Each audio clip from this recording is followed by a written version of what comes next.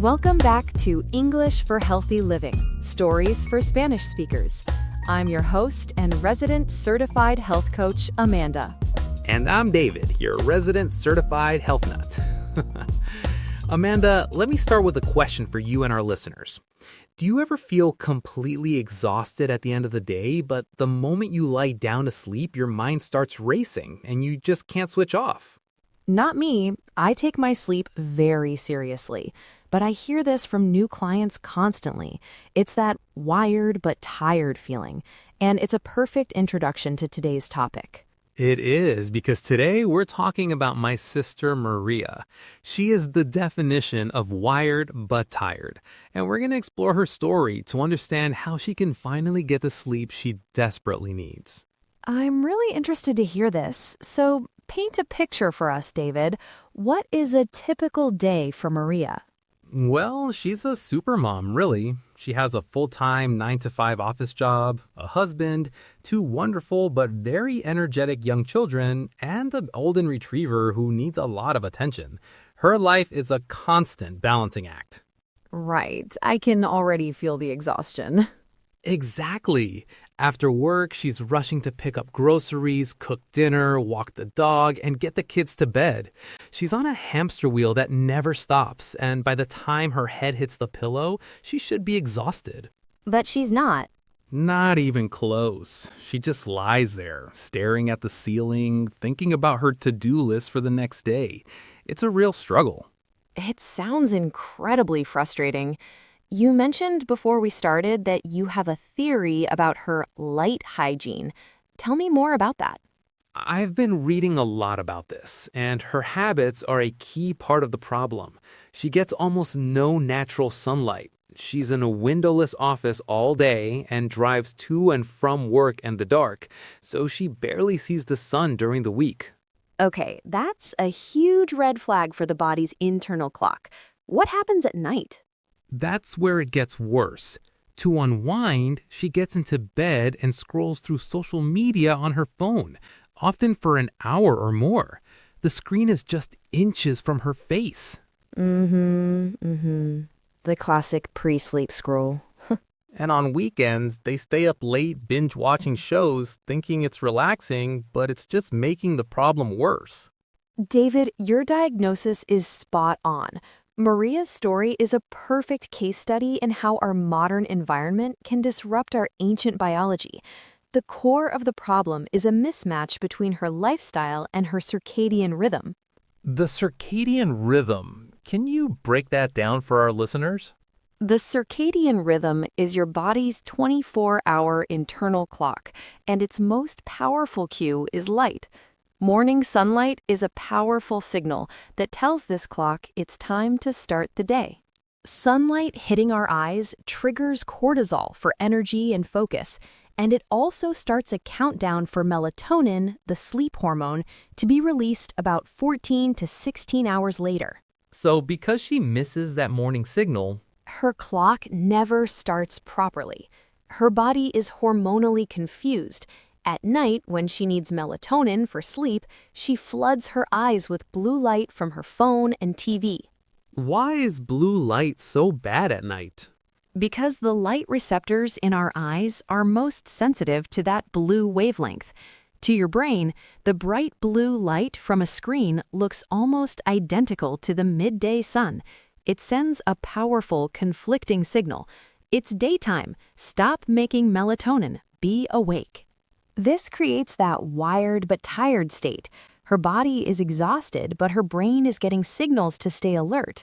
Her nervous system is stuck in fight or flight and can't shift into rest and digest mode for sleep.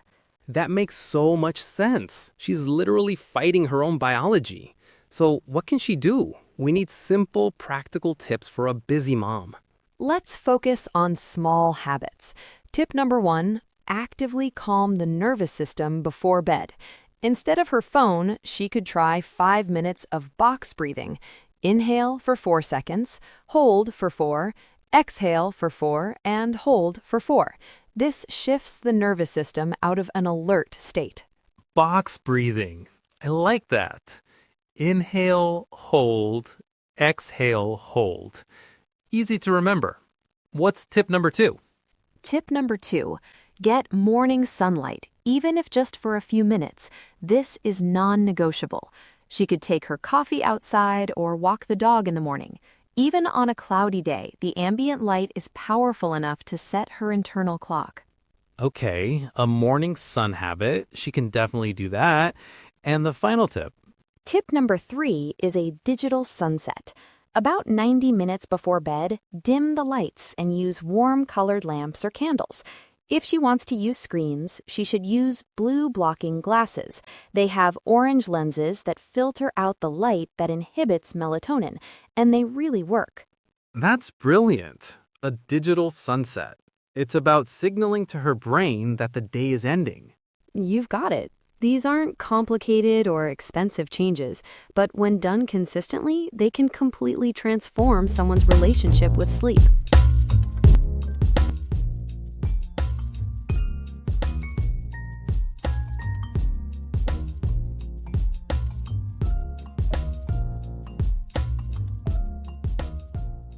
She just lies there, staring at the ceiling, thinking about her to-do list for the next day.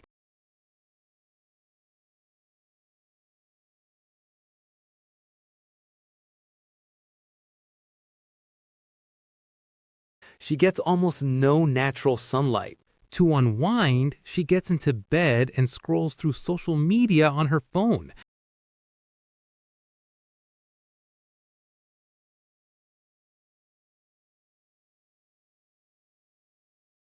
Her body is exhausted, but her brain is getting signals to stay alert.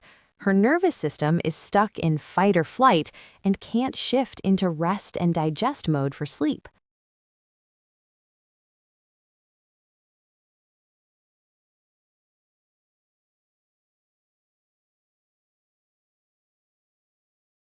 Instead of her phone, she could try 5 minutes of box breathing.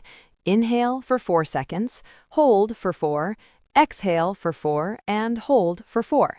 This shifts the nervous system out of an alert state.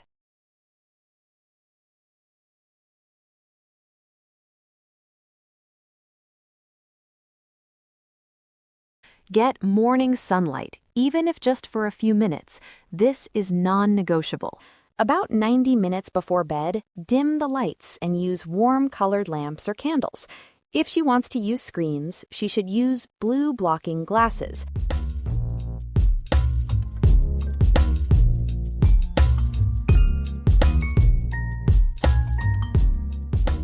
Your advice on getting more sleep was spot on. I feel so much better now.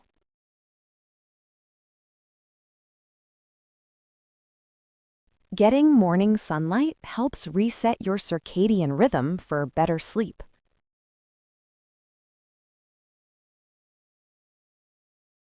Avoid blue light from phones at night to help your body produce melatonin.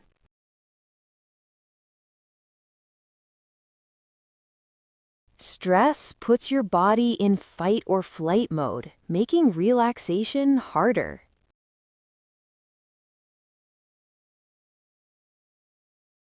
Deep breathing shifts you from fight or flight into rest and digest mode.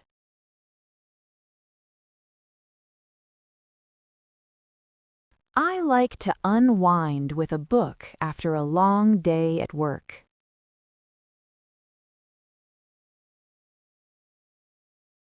Good light hygiene at night means dim lights before bed.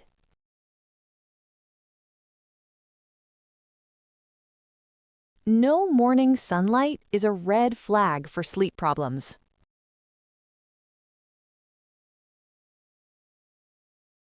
Morning meditation is non-negotiable in my routine for mental health.